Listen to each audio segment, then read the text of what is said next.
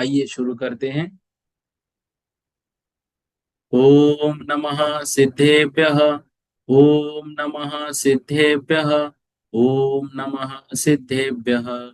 सिद्धं शुद्धं प्रणमीय जिनीन्द्रवरनीमि चन्दमकलङ्कम् गुणरयन भूषणुदयं जीवसपरुवनं मोक्षम्।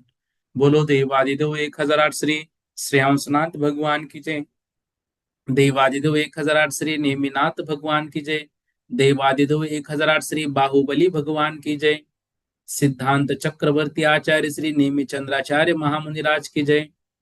संत शिरोमणि आचार्य गुरुवर विद्यासागर जी महामुनिराज की जय। विद्याकुल शिरोमणि आचार्य श्री समय सागर जी महामुनिराज की जय। निर्यापक महाश्रमण मुनि पुंगव श्री सुधा सागर जी महामुनिराज की जय। समस्त मुनि संघ की जय।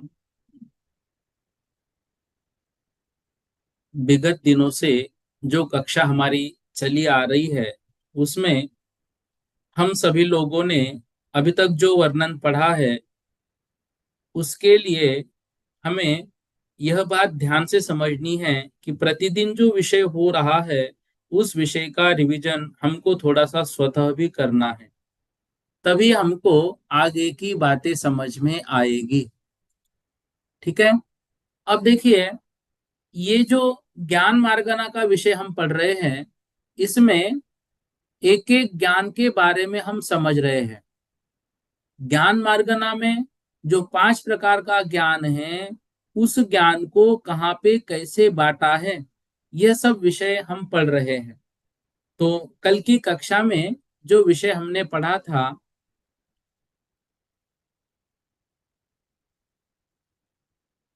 आवाज नहीं आ रही है क्या? कोई भी एक जन मैसेज कर दो, आवाज आ रही है कि नहीं आ रही है। कुछ लोगों के मैसेज आ रहे हैं, आवाज नहीं आ रही है।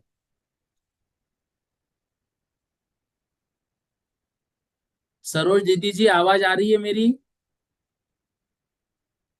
आ रही है, ठीक है ठीक है। 2-3 लोगों ने मैसेज भेजे, नहीं आ रही है, कोई बात नहीं। अब देखिए, कल जो 305 नंबर से हमारा वर्णन हुआ था, 305 ही, हाँ, ठीक है ना। तो हमने ये पढ़ा था, जो मिथ्या दृष्टि जीव है, उन मिथ्या दृष्टि जीवों के अवधि ज्ञानावरण वीर्यांतरा कर्म के क्षोभशम से जो उत्पन्न होता है, ऐसा द्रव्य क्षेत्र काल भाव की मर्यादा सहित रूपी पदार्थ है विषय जिसका, ऐसा आप्त आगम पदार्थों में विपरीत का ग्राहक यह कुअवधिया विभंग नाम पाता है। वि अर्थात विशिष्ट जो अवधि ज्ञान, उसका भंग अर्थात विपरीत भाव, विभंग का नाम भी कुअवधि होता है, भंग अर्थात विपरीत भाव, उसे विभंग कहते हैं।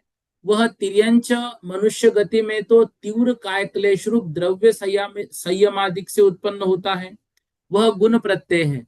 और देव और नारकियों का वह जो ज्ञान होता है, वह भव प्रत्यय होता है। ठीक है। ये इस तरह से हमने कल पढ़ा था। फिर ये भी बात जानी थी कि नारकादि गति में पूर्व भव संबंधी दुराचार के दुख फल को जानकर कभी कभी वही कुअवधि ज्ञान सम्यक दर्शन के प्राप्ति में कारण भी बन सकता है। ठीक है।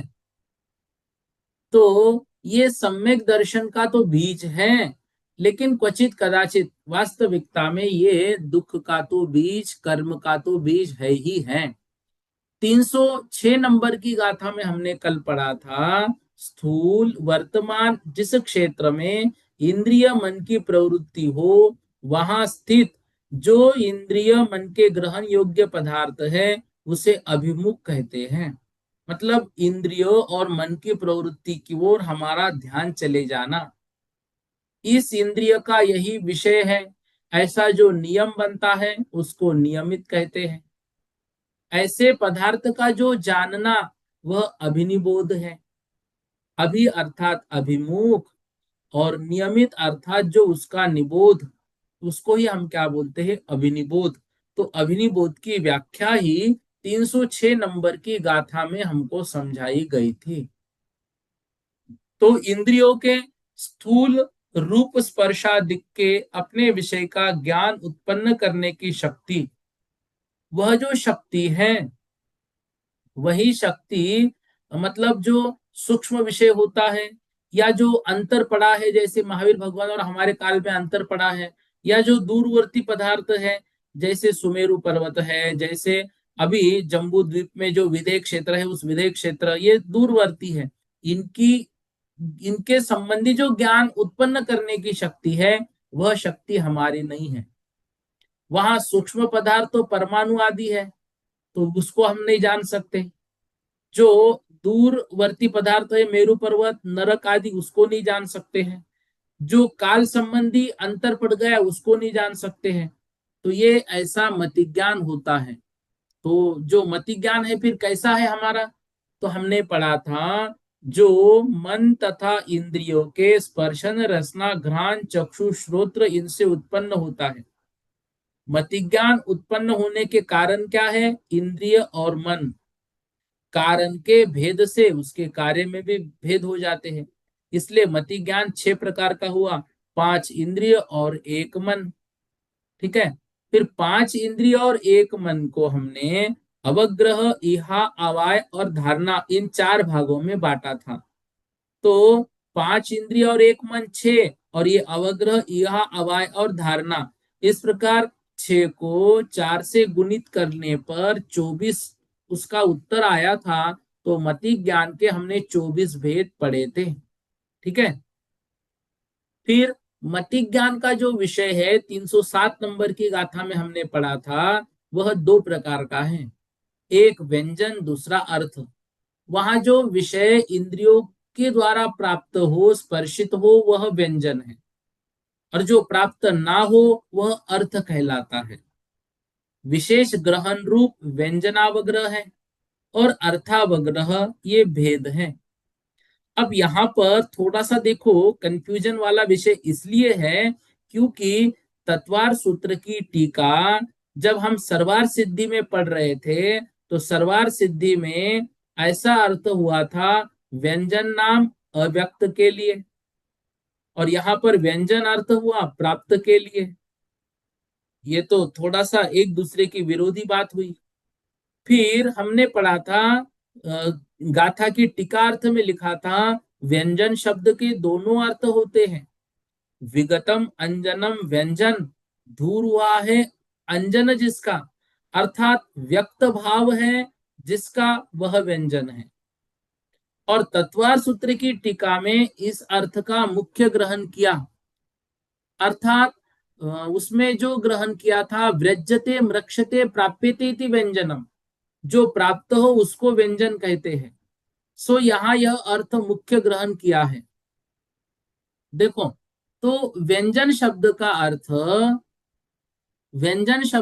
अर्थ हमें क्या लेना है, यहाँ पर इंद्रियों के द्वारा जो प्राप्त हो, इंद्रियों के द्वारा जो स्पर्शित हो वह व्यंजन है। और तत्वार सूत्र या सर्वार सिद्धि में हमने पढ़ा था अस्पष्ट को व्यंजन कहते हैं। ठीक है। और अर्थ को हमने स्पष्ट पढ़ा था। अब यहाँ पर थोड़ा सा उसका उल्टा करना है। इसी के विषय में कक्षा के अंत में बहुत सारे लोगों के प्रश्न आए थे, तो वो सभी समझो, यहाँ पर प्राप्त है स्पर्शित है वह व्यंजन, जो प्राप्त नहीं है वह अर्थ, ये ध्यान रखना। ठीक है। तो यहाँ पर देखो, जो व्यक्ति और समझो और कुछ बातें हैं, उसका अर्थ ग्रहण करने से कर्णादिक इंद्रियों से शब्द आदि जो हमें प्राप्त हुए, वे जब तक व्यक्त ना हो तब तक व्यंजनावग्रह है, व्यक्त होने पर अर्थावग्रह है। अब देखो बात वही है, लेकिन सिर्फ प्राप्त और अप्राप्त में थोड़ी सी यहाँ पर ये बात है। तो प्राप्त है वह व्यंजनावग्रह, प्राप्त नहीं है वह अर्थावग्रह। लेकिन देखो, शब्दादिक प्राप्त हुए, लेकिन जब तक वो व्यक्त नहीं हुए व्यंजनावग्रह, जैसे ही व्यक्त हुए अर्थावग्रह। विषय को ध्यान से समझना। देखो, जैसे नया मिट्टी का घड़ा, ये उदाहरण आचार्य महाराज ने टीका में दिया था। ठीक है ना। तो जैसे नया मिट्टी का घड़ा जल की बूंदों से सींचते हैं, वहां जल की बूंद एक दो आदि बार पड़ने पर व्यक्त नहीं होती, शोषित हो जाती है। बहुत बार जल की बूंद पड़ने पर व्यक्त हो जाती है। वैसे कर्णादिक से प्राप्त हुआ जो शब्दादिक, उसका जब तक व्यक्त रूप ज्ञान ना हो, अर्थात मैंने शब्द सुना ऐसा व्यक्त ज्ञान ना हो, तब तक व्यंजनावग्रह कहते हैं। और बहुत समय तक इंद्रिय और विषय का संयोग रहने पर, व्यक्त रूप ज्ञान होने पर अर्थावग्रह कहते हैं। तो जब तक व्यक्त ज्ञान नहीं हुआ व्यंजनावग्रह। सर दे रहे हैं, किसको दे रहे समझ में नहीं आ रहा, आवाज दे रही है समझ में आ रहा है। ये क्या हुआ, ये व्यक्त नहीं हो रहा है, ये व्यंजनावग्रह है। और जैसे ही आवाज आई वैभव, अच्छा मुझे ही बुला रहे हैं, तो ये क्या हुआ, ये व्यक्त रूप ज्ञान हो गया, ये अर्थावग्रह है। नेत्र इंद्रिय और मन ये दूर ही से पदार्थों को जानते हैं, इसलिए दोनों के व्यंजनावग्रह नहीं है, अर्थावग्रह ही है। नेत्र इंद्रिय और मन ये दूर ही से पदार्थों को जानते हैं, मतलब पदार्थों को स्पर्श करने की आवश्यकता नहीं है, दूर से ही हमको दिखाई देता है। अच्छा वहां पर पेड़ है, मन ने समझ लिया, क्योंकि मन वहां पे कभी जाकर आया हुआ होता है। हाँ हाँ वहां पर पेड़ है, तो ये मन यहाँ बैठे बैठे भी हमारे बचपन की कुछ खेल की बातों को भी याद करके लाता है। तो ये क्या है, यह अर्थावग्रह है, क्योंकि स्पष्ट को जानता है। और व्यंजनावग्रह अव्यक्त को जानता है। जैसे कर्णादिक से दूर शब्दादिक को जानते हैं, वैसे नेत्र से वर्ण जानते हैं, उसको प्राप्त कहा और इसको अप्राप्त कहा। ये थोड़ा सा कंफ्यूजन वाला विषय आप दूर कीजिए, देखो और इसको समझिए। जो शब्द दूर होता है उसको यह नहीं जानता।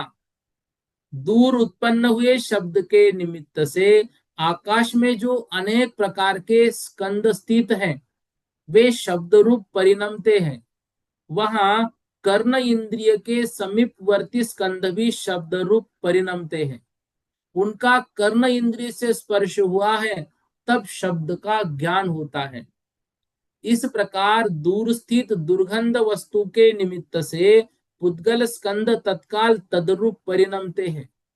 वहां जो नासिका इंद्रिय के समीपवर्ती स्कंद परिणमते हैं, उनके स्पर्श से गंध का ज्ञान होता है। ऐसे ही अग्नि आदि के निमित्त से पुद्गल स्कंद रूप जो गर्म या उष्ण आदि रूप परिणमते हैं, वहां जो स्पर्शन इंद्रिय के समीपवर्ती स्कंद परिणमते हैं, उनके स्पर्श से स्पर्श का ज्ञान होता है। ऐसे ही मान लो कोई खट्टी आदि वस्तु है, उसके निमित्त से स्कंद तद्रूप परिणमते हैं। वहां रसना इंद्रिय के समीपवर्ती जो स्कंद परिणमत होते हैं, उनके संयोग से रस का ज्ञान होता है।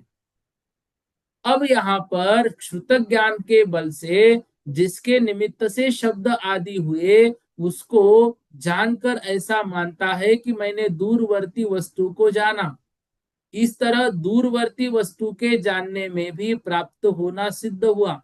दूरवर्ती मतलब उतने ही दूर तक जितनी उसकी मर्यादा है। 100 मीटर 50 मीटर के अंदर जो वस्तु बन रही है उसकी सुगंध हम ले सकते हैं। अब आप मान लो बैठे हो राजस्थान में, मध्य प्रदेश में, गुजरात में या फिर कर्नाटक में, तो मैं यहाँ बैठा हूँ महाराष्ट्र में, वहां पर कुछ वस्तु की सुगंध आ रही, तो इतने दूर मुझे नहीं आएगी। ऐसे दूरवर्ती को नहीं जानेंगे।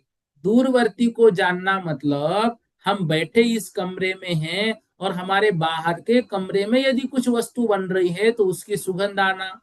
बाहर के कमरे में कुछ आवाज हो रही है तो आवाज हमको सुनाई देना। बाहर के कमरे में हो सकता है कि आग लग गई तो मान लो उसकी गर्मी यहाँ पर महसूस होना, ये इतना हो सकता है।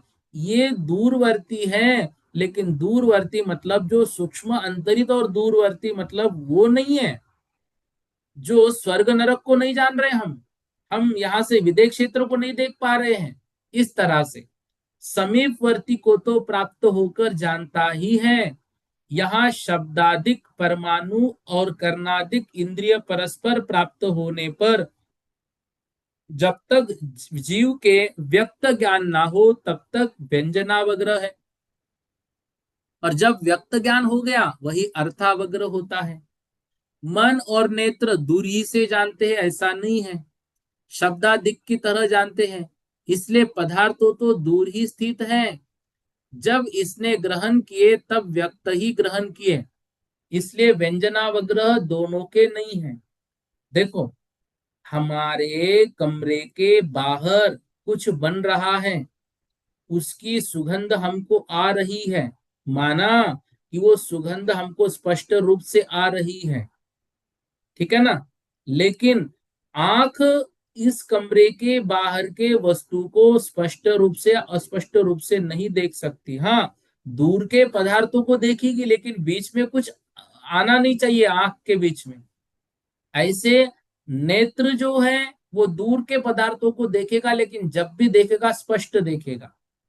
ऐसे कान नहीं देखेगा, कान भले ही दूर की आवाज सुन रहा है, हाँ अभी वहां पे कुछ म्यूजिक बज रहा है, अच्छा अभी नवरात्रि शुरू है तो बहुत लोग गरबा आदि करते हैं, ये गरबे का गीत है होगा। लेकिन फिर कहते नहीं नहीं ये गरबे का गीत नहीं, ध्यान से सुनो ये थोड़ा सा अलग है।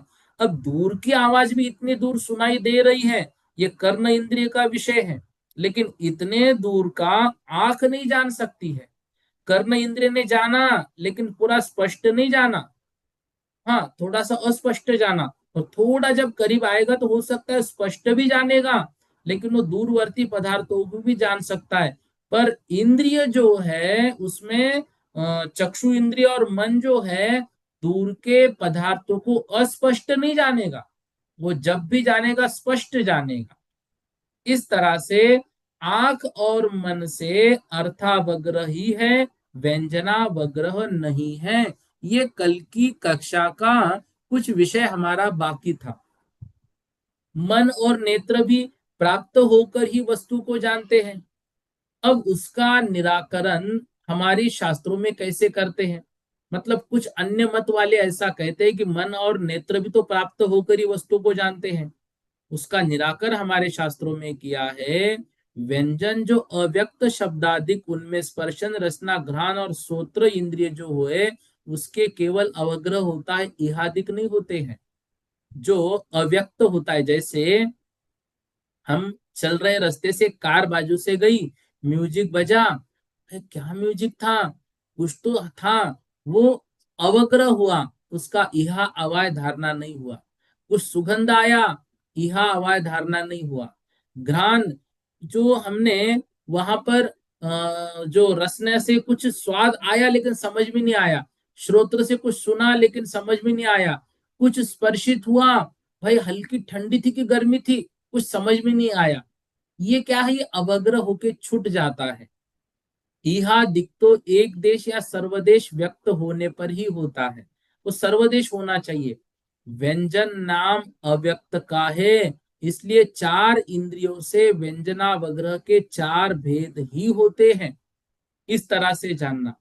और अर्थावग्रह जो है वो आंख और मन से होता है, इसको वैसे ही हमको समझना। ठीक है, इस तरह से 307 गाथा तक लगभग हमारा विषय हो गया था। ठीक है ना। ये 7वीं गाथा को हम पढ़ रहे थे।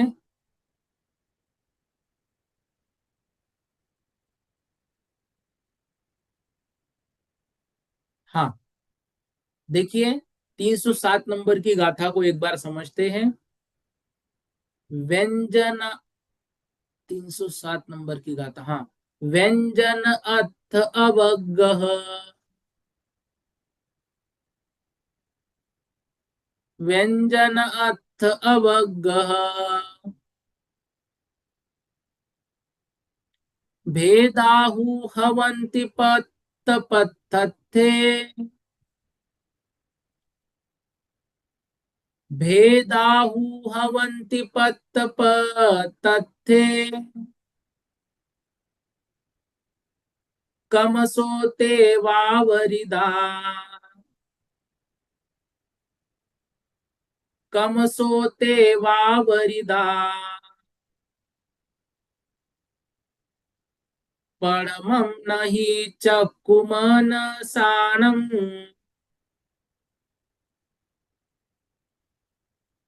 परमं नहि चक्कुमनसानम्।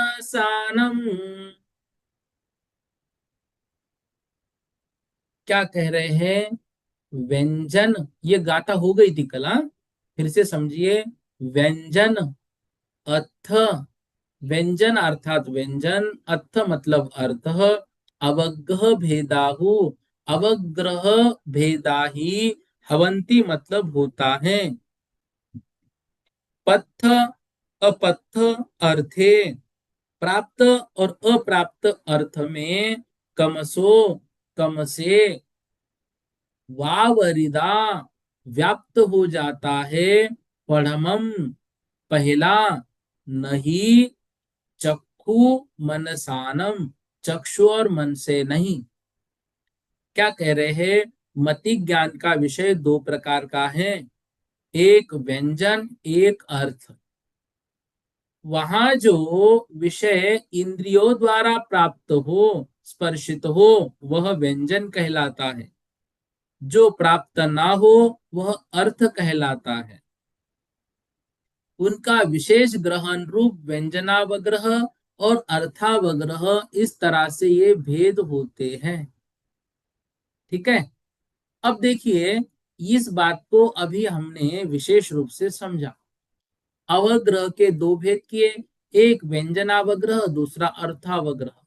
जो प्राप्त अर्थ के विषय में होता है उसको व्यंजनावग्रह कहते हैं, और जो अप्राप्त अर्थ के विषय में होता है उसको अर्थावग्रह कहते हैं।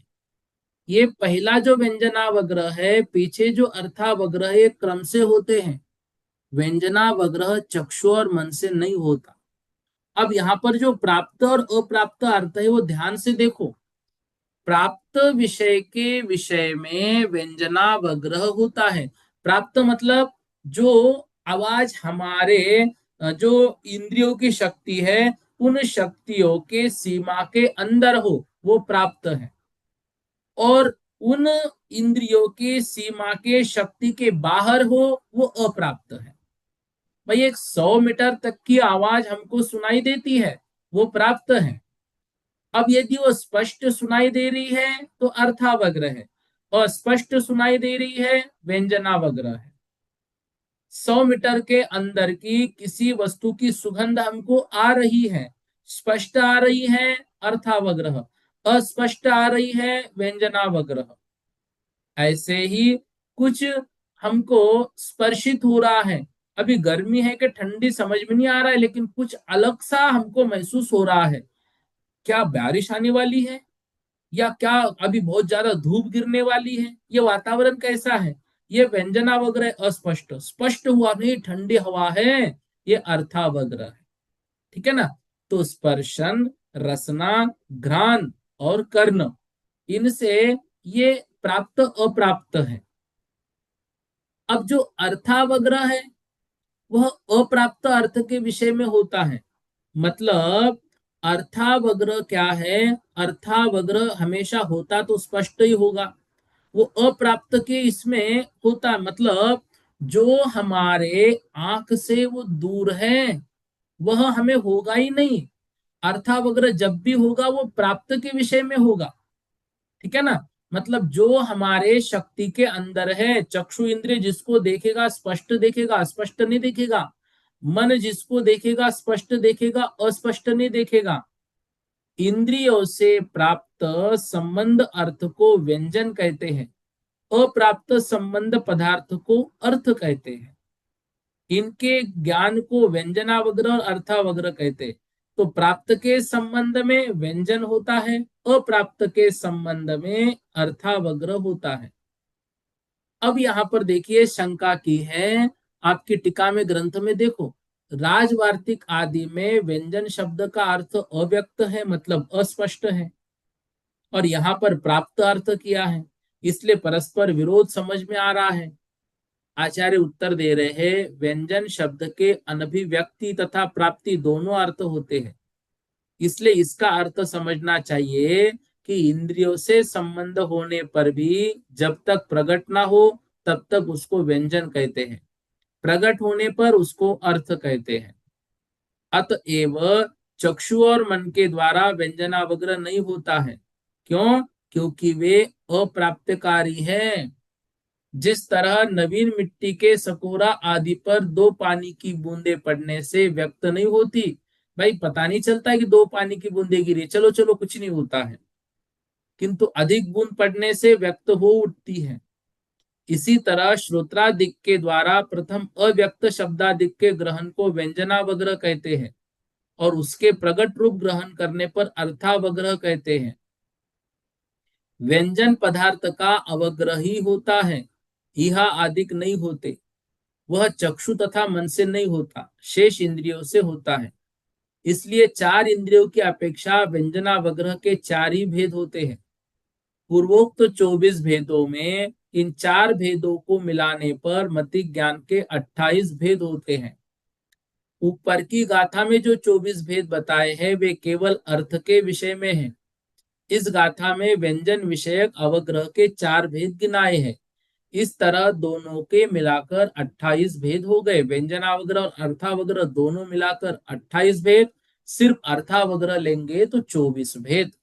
ऐसा हमको यहाँ पर समझना चाहिए। ठीक है, देखिए एक गाथा आज हमको पढ़नी है 308 नंबर की। यहां तक का विषय हो गया था, लेकिन लास्ट में बहुत लोग कंफ्यूज थे, इसलिए इस विषय को दोबारा से लिया। हाँ, ये 308 नंबर की गाथा भी हो गई थी, फिर से इसको समझ रहे हैं।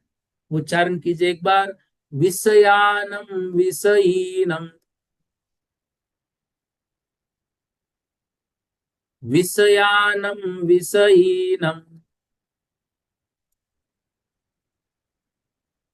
विषयानम विषयीनम, संजोगानन्तरं हवे नियमा, अवगहनानं गहिदे, अवगहनानं गहिदे, विशेष कंखा हवे इहा, विशेष कंखा हवे इहा।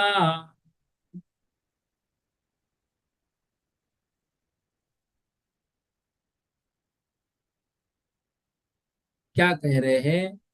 विषयानम विषयीनम, संजोगानंतरम हवे नियमा। विषयानम मतलब विषय का। किसके विषय? पदार्थ और इंद्रियों के योग्य विषय।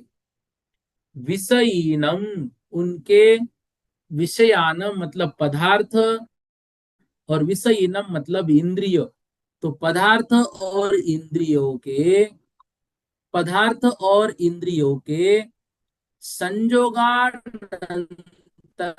हवे नियमा, इनके संयोग के अंतरम भवे नियमा, नियम से। अवगह नानम गहिदे, अवगह अवग्रह, नानम मतलब ज्ञान, गहिदे मतलब ग्रहण करना चाहिए। विशेष कंखा हवे इहा, विशेष मतलब विशेष रूप से, कंखा विशेष रूप से जो आकार आदि का ग्रहण किया जाता है। यहाँ पे कंखा मतलब होता है कांक्षा। कांक्षा का अर्थ वैसे होता है आशा, लेकिन यहाँ पर इसका अर्थ लगाना है विशेष उसका अंश ग्रहण करना। कंख का अर्थ यहाँ पे क्या लगाना है? अंश। तो विशेष अंश मतलब विशेष आकार, ये ग्रहण जब किया जाता है, हवे इहा, उसको क्या कहते हैं? उसको इहा ज्ञान कहते हैं। क्या कह रहे हैं? पदार्थ और इंद्रियों का योग्य क्षेत्र में अवस्थान रूप संबंध होने पर सामान्य अवलोकन या निर्विकल्प ग्रहण रूप जो होता है वो दर्शन होता है। और इसके अनंतरन विशेष आकार आदि का जो ग्रहण होता है उसको अवग्रह ज्ञान होता है। इसके अनंतर जिस पदार्थ को अवग्रह ने ग्रहण किया है उसी के किसी विशेष अंश को ग्रहण करने वाला यह ज्ञान होता है। विषयानम विषयीनम, पदार्थ और इंद्रियों के संजोगानंतरम मतलब उनका जो जहां तक उनकी शक्ति है उस शक्ति के अंतरंग जो जो चीजें आ रही है वो नियम से अवगहनानम वह अवग्रह ज्ञान है, वह सामान्य अवलोकन दर्शन है। और विशेष उसकी जो अंश का ग्रहण होता है वह इहा ज्ञान है। कहना क्या चाह रहे हैं? कहना ये चाह रहे हैं, देखो मन में ये शंका होती है कि आंख भी तो दूर के पदार्थों को स्पष्ट नहीं देख पाती है, तो वो अस्पष्ट पदार्थों का क्या व्यंजन हो गया? तो कह रहे हैं आंख के पहले उस समय जो होता है वो दर्शन होता है, वो दर्शन है। आंख जब भी देखेगी वह सामान्य अवलोकन आंख का विषय नहीं है, वो सामान्य अवलोकन जो हो रहा है वो दर्शन है। उसके बाद जिसको आंख देख रही है वो स्पष्ट जानेगी, वह अवग्रह ज्ञान है। और उसको जानने के बाद उसके किसी विशेष अंश को जानकर हाँ ये वही है, इस तरह का जो ज्ञान होता है वह ज्ञान इहा होता है। वह ज्ञान क्या होता है? इहा होता है। मतलब विषय जो शब्दादिक पदार्थ और विषय मतलब करनादिक इंद्रिया, उनके संयोग से या उनके योग्य क्षेत्र में रहने रूप उसके होने पर अनंतर ही वस्तु का सत्ता मात्र निर्विकल्प ग्रहण जो होता है, इतना प्रकाश रूप वह नियम से दर्शन है। उसके अनंतर पश्चात ही देखे हुए पदार्थ का जो आकार आदि विशेष ग्रहण होता है वह अवग्रह ज्ञान होता है। देखो, अब यहां पर कह रहे हैं, यहां दर्शन का विषय तो लिया ही नहीं, फिर ये दर्शन शब्द यहां पर कैसे आ गया? तो कह रहे हैं इंद्रिय और विषय का संयोग होने पर प्रथम जो सत्तावलोकन मात्र होता है वो दर्शन ही होता है। फिर आकार आदि जानने रूप जो अवग्रह होता है वह अवग्रह दंसन पूवम नानम छदमत्तानम हवेद नियमेन, इस विषय के अनुसार। तो जीवों के जो भी जीव होते हैं उन सभी जीवों के नियम से ज्ञान जो होता है वो दर्शन पूर्वक ही होता है। ये हमने मेरे ख्याल से द्रव्य संग्रह में हमने पढ़ा था। ठीक है। अब यहाँ पर जो अर्थवग्रह और व्यंजनावग्रह है उसमें ये बात बता रहे हैं, अवग्रह से जो ग्रहण हुआ था कि ये सफेद वस्तु है, लेकिन जो पंख उसके हिल रहे थे तो बगुला रूप हमने जाना था, ये ध्वजा नहीं है बगुला है। ठीक है ना। तो ये जो अलग से इसका विशेष अंश देखकर कुछ ज्ञान हमें होता है तो यह है। बगुलों की पंक्ति है, ध्वजा है, इस प्रकार संशय रूप ज्ञान का नाम ईहा नहीं है। वहां का एक कुछ अंश हमने स्पष्ट जान लिया, नहीं ये तो पंख फेर रही है, बगुले की पंक्ति है, ये कपड़ा नहीं है, इस तरह से। तो यहां पर अभी जो हो रहा है, ईहा कभी भी संशय विपर्य नहीं होता है, ईहा होता है स्पष्ट। जो वस्तु है उसका यथार्थ रूप ऐसा ज्ञान करना कि ये वस्तु वही है, ऐसी ही होगी, उसकी प्रतीति जो हो रही है उसका नाम इहा है। अवग्रह से इहा में विशेष ग्रहण होता है, इसलिए इसमें मति ज्ञानावरण का क्षोभम अधिक होता है। तो मति ज्ञानावरण अवग्रह से मति ज्ञानावरण जो इहा ज्ञान हो रहा है उसका क्षोभम हमारा कैसा होगा? अधिक होगा। यहाँ उदाहरण दे रहे हैं, जिस तरह किसी दाक्षिणात्य पुरुष को देखकर यह कुछ तरह का महासामान्य रूप अवलोकन होता है उसको दर्शन कहते हैं। इसके अनंतर यह पुरुष है, इस तरह के ज्ञान को अवग्रह कहते हैं। और इसके अनंतर यह दाक्षिणात्य ही होना चाहिए, इस तरह विशेष ज्ञान को इहा कहते हैं। इस तरह से यहां तक आज हम पढ़ लेते हैं। इससे संदर्भित जो भी कुछ शंका है आप पूछ सकते हैं।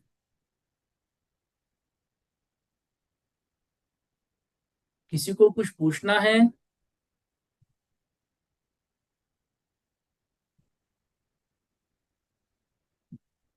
आज की कक्षा में जो पढ़ा उस विषय से कोई शंका है? हाँ, राज रानी जी जैन बोलिएगा। जय जैन भैया जी। जय जैन भैया जी। हेलो।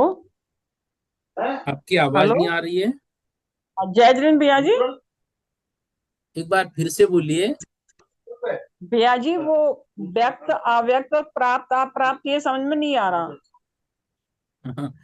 देखो, प्राप्त और अप्राप्त, प्राप्त जो भी ज्ञान होगा वो अर्थावग्रह का होगा, अप्राप्त का जो ज्ञान होगा वह व्यंजनावग्रह होगा।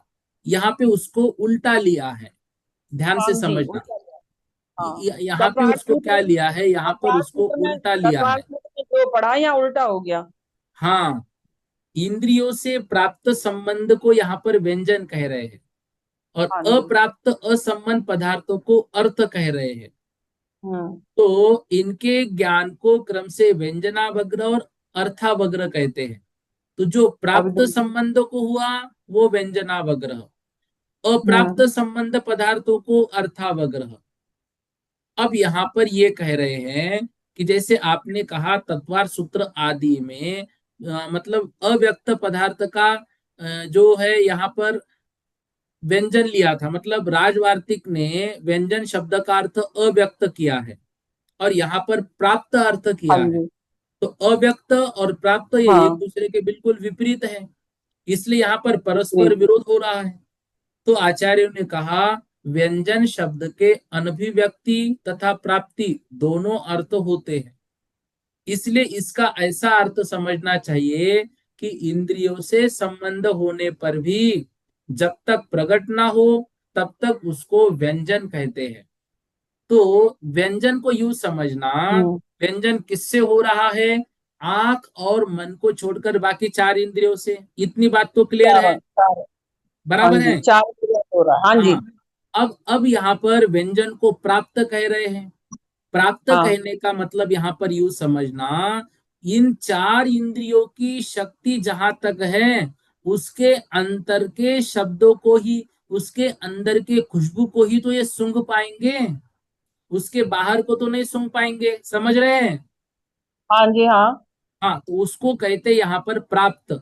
प्राप्त का अर्थ यहाँ पर समझना, इन चार इंद्रियों की शक्ति जहां तक है उतने ही पदार्थों को जानेंगे। अच्छा, अब इन चार इंद्रियों की शक्ति मान लो 100 मीटर की है, तो 100 मीटर की आवाज सुनाई तो दे रही है लेकिन स्पष्ट सुनाई नहीं दे रही है।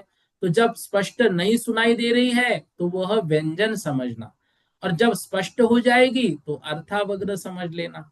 क्लियर हो गया? अब भैया जी क्लियर।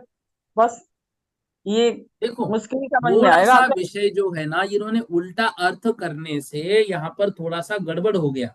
गड़बड़ हो गड़बड़ गया। यूं मतलब एक शब्द के देखो बहुत अर्थ होते हैं। हाँ जी। हाँ यहाँ जी। पर इसका अर्थ समझना चाहिए, इंद्रियों से संबंध होने पर भी जब तक प्रकट ना हो तब तक उसको व्यंजन कहते हैं, और प्रकट होने हाँ पर भैया जी। उसको अर्थ कहते हैं। हाँ, ये ठीक तो है? समझ में, ये बात तो समझ में आती है।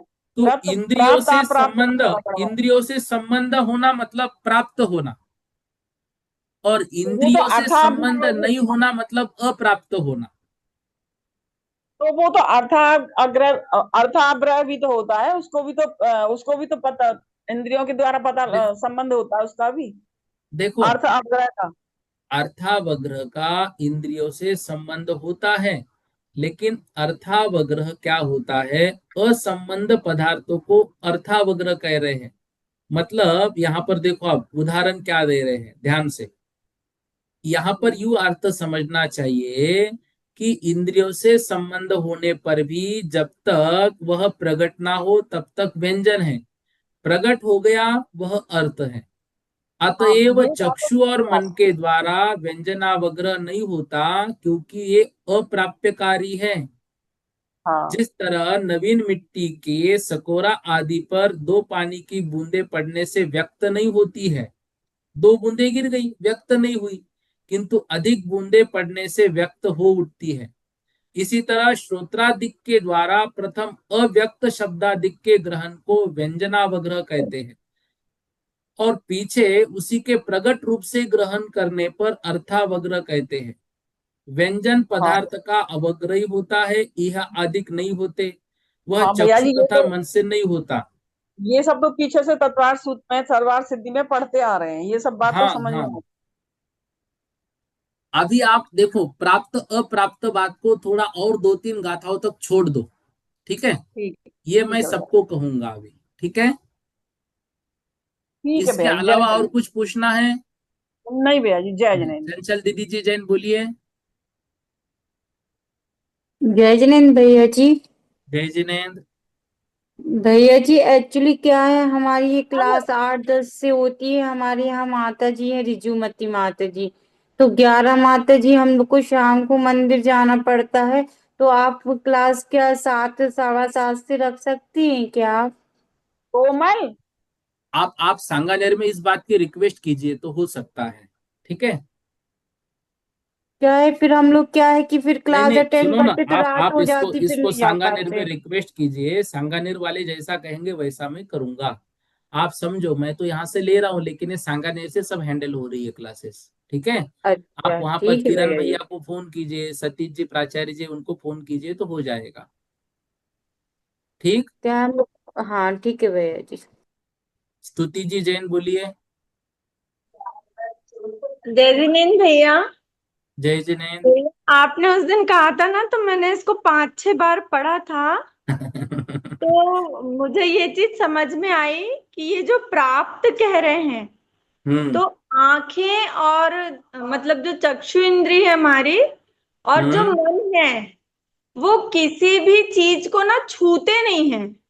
इसलिए इनको अप्राप्य कार्य का है। बाकी देखिए, स्पर्शन इंद्री से जब हम छूते हैं, मतलब प्राप्त करते हैं, ग्रहण करते हैं किसी विषय को, तो वो हमारा विषय बनता है कि ये कड़ा है, कि नरम है, कि रूखा है, कि चिकना है।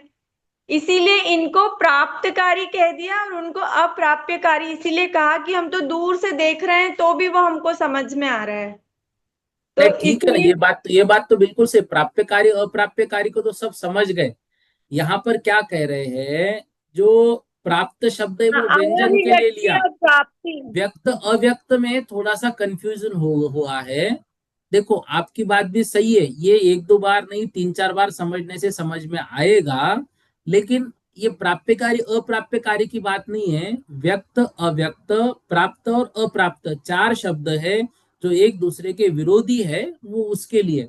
हाँ, ये आपने बिल्कुल यहाँ पर स्पष्ट हो गया विषय कि जो आंख और मन है वो वस्तुओं को स्पर्श किए बगैर स्पष्ट जानती है, और बाकी इंद्रियां जो है वो स्पर्श करती है। भले ही वो मतलब स्पर्श जो है वो अनदेखा हो, उतने पुद्गल परमाणु वहां के और हमारे जो एक बन जाते हैं इस तरह से। लेकिन ये विषय जो है ना, जो नए लोग हैं उन्होंने और 2-3 बार पढ़ना तो समझ में आएगा। आपने बिल्कुल सही निष्कर्ष पे पहुंची है दीदी। बहुत बहुत धन्यवाद भैया। जी जी। चलो आज इतना पढ़ लेते हैं, बाकी और कल की कक्षा में करेंगे। बोधि समाधि परिणाम विशुद्धि स्वात्मोपलब्धि शोषोक्य सिद्धि चिंतामणिम चिंतित वस्तु दानिम त्वामंद्यमानस्य ममास्तु देवी।